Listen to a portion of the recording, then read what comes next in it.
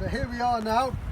It's the lowest point on the shore that we can get to. It's all submerged beyond this. Out there would be all those kelps, those brown seaweeds. You can't see those today. So we're kind of we are lower shore, but we're not right at the bottom of the shore. Not at the bottom of the intertidal zone. So I've placed a quadrat down here. I've chosen to use the one with 25 squares because there's so much seaweed, so much algae, that percentage cover is probably our best bet. So we can see, is it in a square? It's actually in every single square. So we could just say there's 100% cover of that species of seaweed. Now I forgot to mention this one when we were up the top. If I pick just a tiny bit, you might be able to see that there is a serrated edge on that. And that tells us this is Fucus serratus. So a serrated edge, just like the teeth on the saw. Very, very common down here. It's covering all of the rocks, but we've got a few other things as well. So we've got a limpet here, Patella vulgata, and we've got some of these top shells. It's got a hole in the bottom, it's got purple stripes, so that's a purple top shell, even though we're on the lower shore. And that's because we've got a very dynamic environment here. There's rock pools, there's high rocks, the rocks are all uneven, it's exposed to the full force of the southwest winds and the westerly swells. So we're still at the first station with the first quadrat.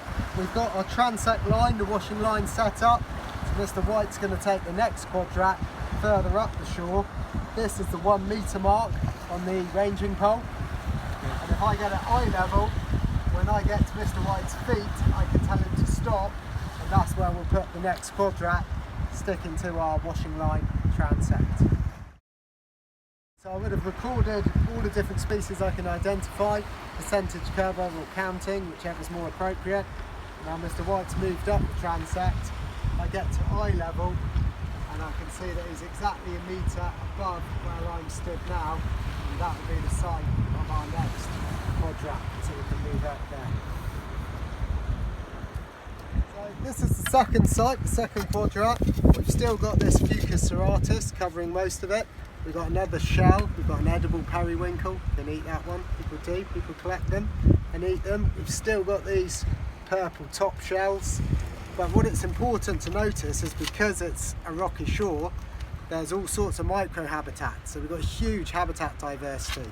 One side of a rock's sheltered, the other side's fully exposed, under the rock's super sheltered. We've got deep rock pools, which effectively are as if they're lower down the shore because they're never out of the water. Whereas you might have high points lower down the shore, which are effectively higher up the shore as far as the communities are concerned, because they're out of the water for long periods of the day. So it's important to look around our sampling site and see what other species we've got as well, because that'll be important for our biodiversity measurements. It just depends what our focus of our transect is. There's so many things you can do on a rocky shore, it's important to pick a focus, and we'll talk about what those foci might be at the end. So you see under there, Mr. White, see that strawberry anemone? You see that? Oh yeah, under there? Yeah. And we can see in this pool, wherever we're underwater, there's this weed, which is actually red. It's corallina weed, it's a red seaweed, but it gets bleached by the sun, so again it can be hard to identify. But wherever there's a rock pool and we're underwater, we'll find this corallina weed. We might find cushion starfish feeding on it, all sorts of other small invertebrates living in the corallina.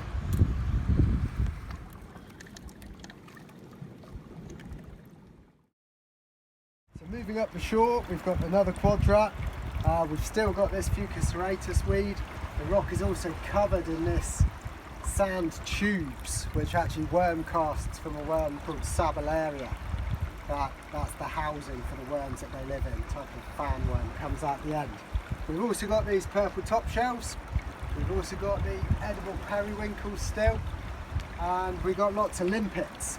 And this limpet, we can see, has got a clear area underneath it, which would be its home scar, because it's got gills and it has to trap enough water in it to supply oxygen whilst it's out of the water. And you might notice sometimes if you touch a limpet they're loose, but then they clamp down. And that's whilst they're loose there can be some gas exchange, so they can re-oxygenate the water just by diffusion. But if somebody tries to move it, it clamps down, because if that water flows out, the limpet will suffocate inside its own shell because it won't be able to extract any oxygen. So often you'll see scars on the rock where a limpet's been grazing and then it hasn't found its way home to its home scar where it can't get a seal. If a limpet can't get a seal, once the tide's gone out, then it will suffocate. So now we're further up the shore and we can see this rock, obviously not submerged and rarely submerged, so it's equivalent to being much higher up the shore, and it's mostly covered in barnacles that we're very familiar with. Now, not many people in the world can tell the difference between species of barnacles, and we certainly won't try and do that. But what we do know is an interesting example of competition where we've got one species that dominates on the lower shore, then we've got a different species that dominates on the upper shore, and in the middle we've just got a mismatch where those niches overlap. So you've got Balanus balanoides on the lower shore, and they are much better at competing than Thalamus stellatus, which is at the top of the shore. In the middle of the shore is where they compete, and generally Balanus outcompetes the Thalamus. So we might wonder, why is there Thalamus at the top of the shore? And that's because the one advantage Thalamus has against Balanus is it's resistant to desiccation, so it doesn't dry out. So where Balanus can't grow, Thalamus still can grow, so that's where it does grow. So we've got competition, it's interspecific competition, but obviously there's intraspecific competition as well, because space is a premium. There's only so many rocks, they're pretty much all covered in barnacles, and if you don't find a place, you're out. Musical chairs. So we spoke before about limpets having to get back to their home scar. We can see marks all over this rock where there was a limpet once, but for whatever reason it didn't find its way back to its home scar. So maybe it was predated on, starfish eat limpets, some fish eat limpets, or maybe it got pecked off by a bird, kicked off by a fisherman. There's more scars here, and we can see them because there's no algae, no lichen, no sea mats, nothing there. Just a space that shows where a limpet once was. Okay, so we've looked at sampling, we've looked at some sampling methods, we've looked at some species identification, some species interactions, and now just to summarise, we would have laid our washing line all the way down from the top of the shore to the lower shore. We'd have started at the low tide mark, and then we'd move up 1 metre at a time. The tidal range here is approximately 7 metres. I didn't quite fit it on my diagram, but we would have had a quadrat at 1 metre, quadrat at 2 metres, quadrat at 3, 4, 5, 6, 7, and we'd have monitored the different populations living at each of those levels. It's important to decide what you're looking at, so you're looking at for what's living on the rocks out of the water, or you're looking at biodiversity, in which case you might want to look at rock pools. It's such a dynamic environment, you've got to be quite specific about what you want to look at. Generally, and a link to GCSE, what we might expect to find on a transect like this is that at the top of the shore, where it's exposed to the air for the longest, you get green algae. Further down you've got a mixture of green algae, brown algae and red algae, and down at the bottom of the shore you've just got brown algae and red algae and no green.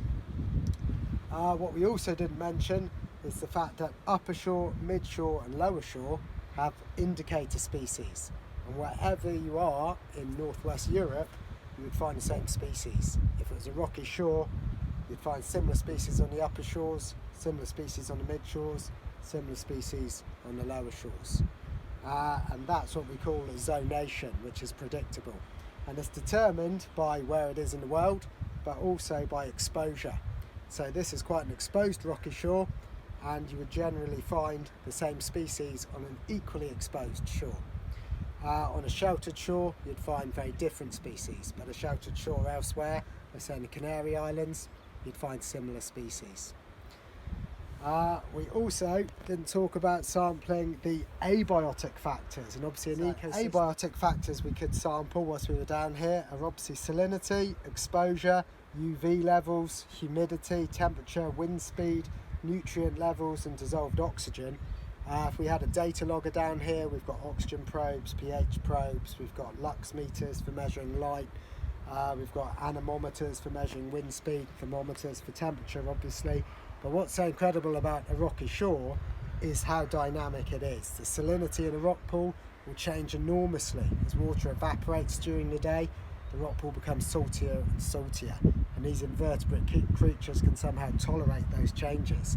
If it's winter and it's a rainy day, maybe it becomes really, really dilute, almost fresh water from all the rainfall diluting that salt until the tide comes in. Exposure, you might be exposed to full sunlight and then be submerged 2 meters underwater, all in the context of 12 hours. UV levels change constantly, temperatures change hugely, rocks get really, really hot, they get really, really cold. So these creatures that live here are incredibly well adapted, and they've found their niche where they can compete to survive. Okay, so thanks for watching. Like I said, this relates to Module 4 from Year 12. It also relates to Module 6 from Year 13. And it's all linked to PAG 3, which is sampling in the field.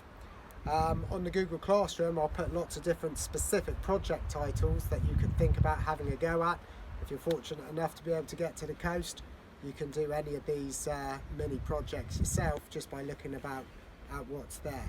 I'll also post some guides for identifying the shells and for identifying the seaweeds, and I'll put some hypotheses which you can test at your leisure. If you don't have that opportunity, you can Google these hypotheses and you can find out if your thoughts about them were correct. So keep an eye on the Google Classroom and show my homework, and be in touch soon. So a great deal of thanks goes to Mr. White and Jacka White for filming and partaking, and especially Mr. White for falling in the rock pool as soon as we arrived. Thank you.